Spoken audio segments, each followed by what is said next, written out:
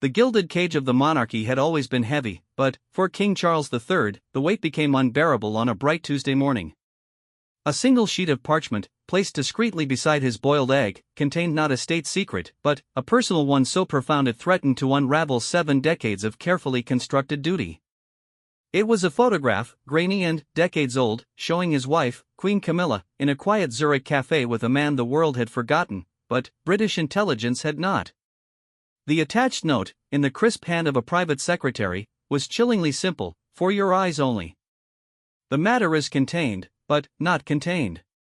As Charles's fingers trembled against the linen tablecloth, he knew the truth could not be buried. It was a truth that spoke not of infidelity, but of a long-buried child, a life lived in the shadows, and a promise extracted under duress that now felt like a betrayal of his very soul. This was not about scandal, it was about legacy.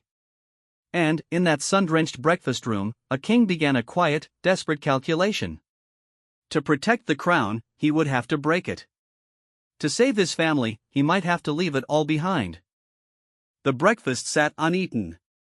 The cheerful birdsong outside the window of the private apartments at Buckingham Palace felt like a cruel mockery. Charles stared at the photograph, his mind not racing but moving with a cold, glacial clarity. The man in the picture was Alexander de Vere, a minor European diplomat turned financier, who had vanished from public life in the late 1990s. The intelligence summary stated what the photo implied: a liaison in the turbulent years after Camilla's first marriage ended, before her path was irrevocably locked with Charles's. But the crux was the child. A daughter, born in secret, raised in Switzerland under another name, her existence known to a handful of people and secured by a complex web of legal agreements and discreet payments, orchestrated not by Camilla, but by the palace itself, during the reign of Queen Elizabeth II. The firm had managed it, as it managed all potentially explosive situations. The Queen Mother, it was noted, had been particularly insistent. The monarchy was fragile then, Charles's marriage to Diana was crumbling, and the existence of another royal child, illegitimate and, from the woman he would one day marry, was deemed an existential threat. A silence was purchased. A life was tucked away. Charles had been told, of course, in the vaguest terms, of potential complication that had been neutered. He had acquiesced, his own life a morass of duty and unhappiness. He never asked for details. He had, in effect, chosen not to know. Now, the complication had a face. Ilara, now 28, a conservator at a small museum in Basel. The report noted she was talented, quiet, and currently undergoing treatment for a rare genetic illness. The treatments were expensive. De Vere, her father, had recently died, leaving her vulnerable. Someone, somewhere in the vast machinery of the state, had decided this dormant file was now a live wire. The note suggested blackmail, but not the common kind. It was a threat of exposure not from the outside, but from within the very institutions meant to protect the crown. A faction, perhaps, that had never accepted Camilla, or Charles's modernizing vision, and saw this as the ultimate weapon. Charles did not confront Camilla immediately. He spent 3 days in a state of suspended animation, performing his duties by rote, his smile a stiff mask. He accessed the deepest, most secret archives of the royal archives, using codes known only to the monarch. There, he found the full, unvarnished truth. His mother's signature was on the settlement documents. Seeing her precise, familiar handwriting on something so coldly transactional sent a physical pain through his chest. It spoke of a monarchy that survived by sacrificing humanity at its altar. He thought of his own sons, William and Harry, of the weight they carried. He thought of the relentless scrutiny, the magnifying glass that had burned his own life and Diana's. Could he subject this unknown woman, his wife's daughter, to that inferno? Could he allow the monarchy to survive by once again consuming a life in the shadows? The decision, when it came, was not one of anger, but of exhausted defiance. He would not be his mother in this. He would not be the custodian of this cruel secret. On the 4th evening, he asked Camilla to walk with him in the gardens at Highgrove. The air was heavy with the scent of damp earth and roses. He showed her the photograph. Her face didn't crumple, it emptied. All color drained away, leaving behind a landscape of pure regret and ancient fear. She didn't deny it.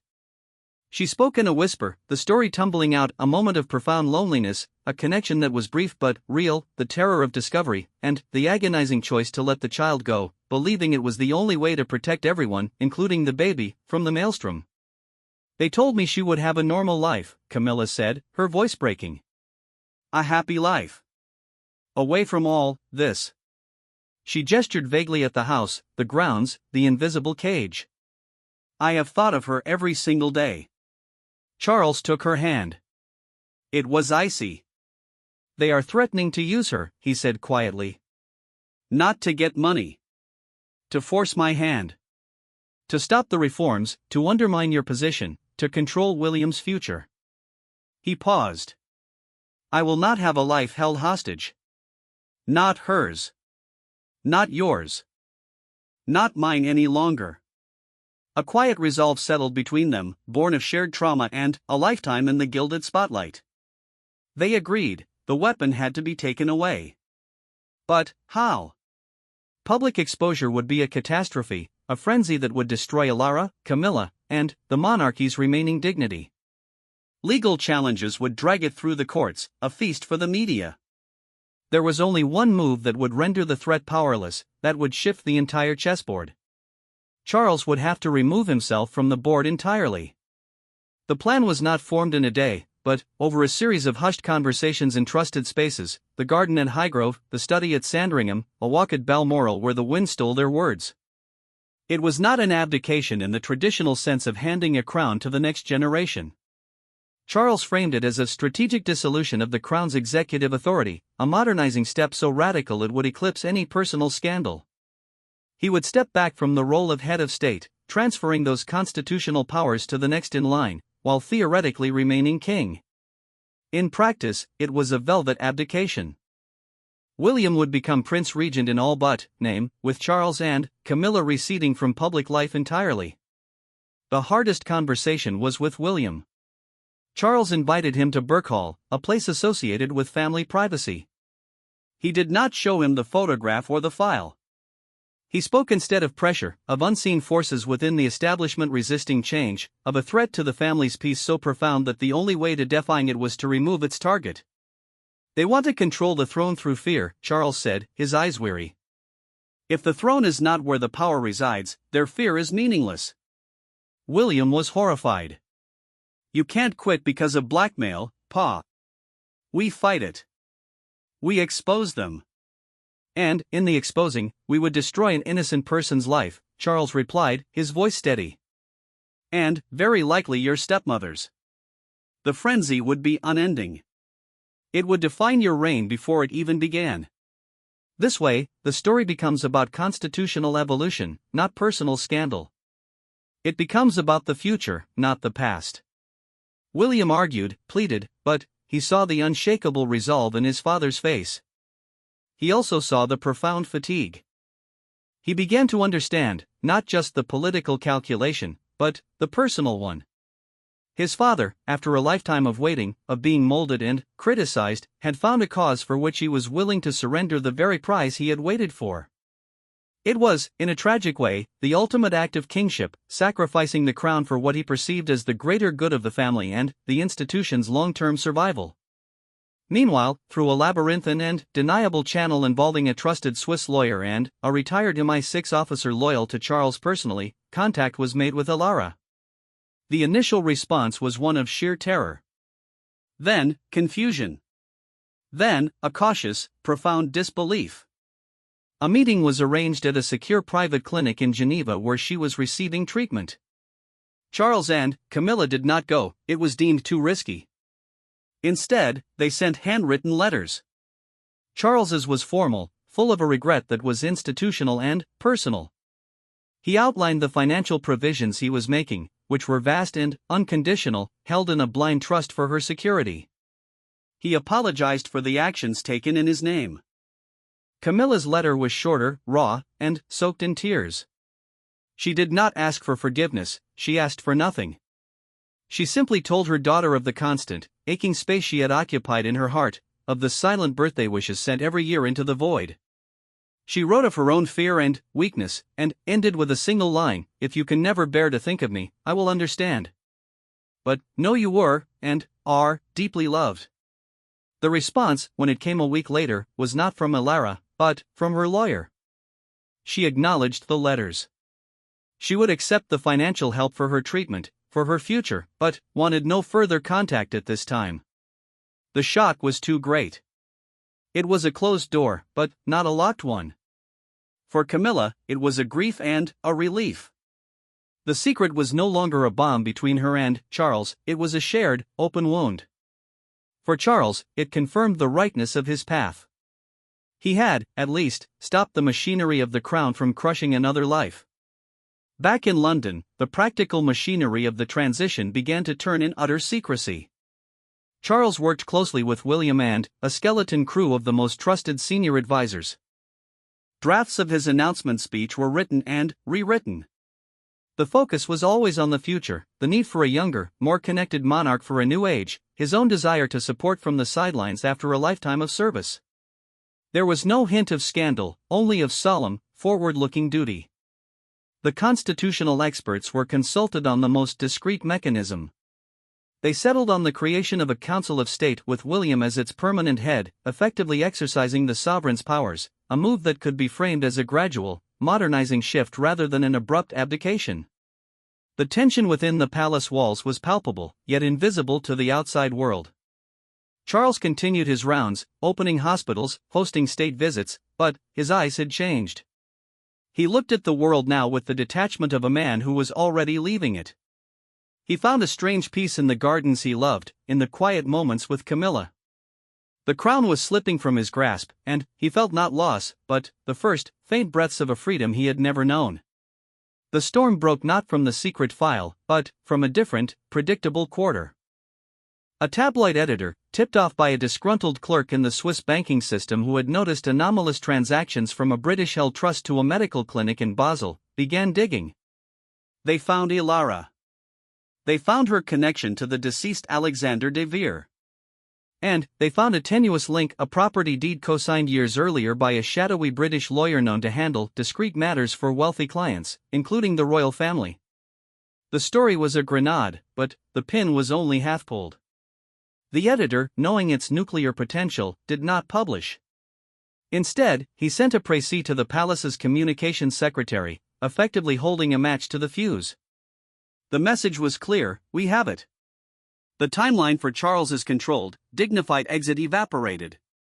He had days, perhaps hours, before the story exploded in its most savage, untruthful form. The clandestine factions within the establishment, the ones who had initially weaponized the secret, watched from the shadows, ready to exploit the chaos. Charles acted with a speed that stunned his inner circle. He summoned the Prime Minister, the Archbishop of Canterbury, the leader of the opposition, and the Lord Chancellor to a highly unusual late-night meeting at Buckingham Palace.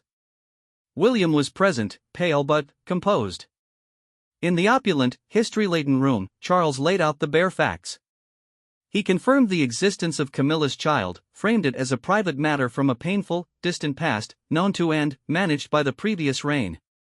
He then revealed the blackmail attempt from within the state apparatus. "This is not about my wife's past," he stated, his voice echoing in the stunned silence. "It is about the monarchy's future. I will not allow this institution, which I have served my entire life, to be ruled by fear and secrecy. To break that chain, I must remove myself from the line of fire." He presented his plan for the transfer of power to William. The politicians, after initial shock, saw the grim political logic. A managed, constitutional transition was infinitely preferable to a salacious scandal dominating the headlines for months. The meeting stretched into the early hours, drafting the framework for the announcement. It was agreed Charles would speak to the nation in 48 hours. The next 2 days were a blur of clandestine activity and profound personal moments. Charles and Camilla spent hours alone, not speaking much, simply being together in the eye of the hurricane. He visited his mother's grave privately, a solitary figure in the Windsor morning mist. He did not ask for approval, he sought clarity. He felt he had finally understood the crushing weight she had carried, and, in that understanding, he found the strength to put it down. William, meanwhile, was thrust into a whirlwind of briefings. constitutional law, state secrets, the minutiae of his father's unfinished projects. The reality of what was coming settled on him like a physical weight. His wife, Catherine, was his rock, her calm, pragmatic strength a balm. She focused on the practicalities, on how they would present a united, stable front for their children and the nation. The night before the broadcast, Charles sat down to write his final draft. He discarded the overly legalistic language. He wrote from the heart. He wrote of service, of love for country, of the evolving nature of duty. He wrote of the need for fresh energy and vision. He acknowledged facing personal challenges that risked being exploited to the detriment of the crown, and stated that his highest duty now was to ensure a stable, uncontested future for the monarchy. He did not name Camilla or Ilara. He painted his decision not as a retreat, but as a final, profound act of service, clearing the path for his son. The broadcast was unprecedentedly raw. It was not from a grand palace room, but from Charles's private study at Highgrove, books and personal mementos visible on the shelves. He looked tired, dignified, and utterly resolute. His voice, sometimes hesitant in formal speeches, was steady and clear. For my entire life, in every role I have taken, I have sought to serve, he began. That service has been the greatest privilege of my life. But the nature of service must change with the times. I have long believed this nation looks best to the future when it is led by the generation that must forge that future. He spoke of his pride in William and Catherine, of their modern mindset and profound sense of duty. Then, he came to the core. Recently, it has become clear to me that my remaining as your active, executive sovereign could allow shadows of the past to be used to manipulate the bright promise of tomorrow. I am unwilling to be the cause of such instability. Therefore, after deep reflection and in full agreement with the government, I will be stepping back from the exercise of my official duties as head of state. The necessary legal instruments will place these responsibilities in the hands of the Prince of Wales, who will carry them forward with my full confidence and the nation's, I hope, support. I will, of course, offer him my counsel if asked, but the heavy and glorious task of reigning will be his. The world erupted. The announcement was so staggering, so fundamentally unexpected, that it momentarily silenced the lurking scandal. News anchors stumbled over their words, analyzing the constitutional revolution. The tabloid editor, holding his explosive story, found it had been overtaken by a far bigger, legitimate one. Publishing the salacious details now would seem petty, cruel, and irrelevant against the seismic shift of a king voluntarily ceding power. The weapon was, as Charles had hoped, neutralized. In the days that followed, the narrative took hold. Charles, the modernizer, had made the ultimate modernizing move. Pundits praised his self-awareness and sacrifice. The focus was entirely on William, the new, young face of the monarchy. The whispers about Camilla were just that, whispers, drowned out by the deafening noise of historic change. A month later, Charles and Camilla were at Birkhall, surrounded by the autumn hues of the Scottish Highlands. The silence was no longer fraught, but peaceful. They were private citizens in a way they had never been. There were no official boxes, no red boxes, only the newspapers which they read with a detached curiosity. The scandal about Ilara had dribbled out in a few foreign publications, but was met in Britain with a collective shrug, seen as a pathetic attempt to attack a man who had already surrendered everything. One afternoon, a plain envelope arrived. The postmark was Swiss. Inside was a single, unstamped photograph. It showed a young woman with intelligent eyes and a shy smile, standing before a restored painting in a museum. On the back, in careful handwriting, it said, "Thank you for the peace." Camilla held the photo to her chest, tears streaming down her face, but they were tears of release. Charles put an arm around her shoulders, looking out at the wild, untamed landscape. The throne was William's now, with all its burden and its glory. The secrets had lost their power. Here, in the quiet, a different kind of life was beginning, one built not on duty imposed, but on a peace-hard one. He had quit the throne, and, in doing so, had finally found his kingdom.